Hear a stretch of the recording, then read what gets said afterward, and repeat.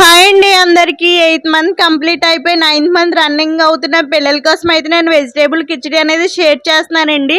ఇది నోటికి రుచిగా ఉండి పిల్లలైతే చక్కగా హాయిగా తినేస్తారు. నేను దీనికోసమని అయితే వెజ్జీస్ అన్ని కట్ చేసుకుని అయితే పక్కన పెట్టుకున్నాను. పక్కన పెట్టుకున్న తర్వాత కొంచెం రైస్ కొంచెం పప్పు కూడా సోక్ చేసుకొని నానబెట్టేసుకొని అయితే పక్కన పెట్టేసుకున్నాను.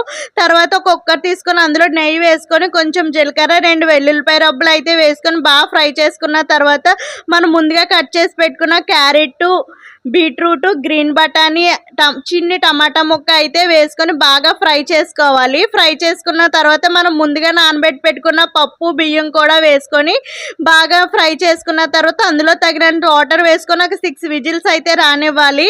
రానిచ్చాక ఇలా మూత ఓపెన్ చేసి చూసి ఫుడ్ స్మాషర్ ఉంటుంది కదా, దాంతో స్మాష్ చేసి బౌల్లోకి తీసుకుంటే పిల్లలు చక్కగా అయితే తినేస్తారు. ఈ ఫుడ్ అనేది చాలా అంటే చాలా టేస్టీగా ఉంటుంది. ప్లీజ్ నా వీడియోకి అయితే ఒక లైక్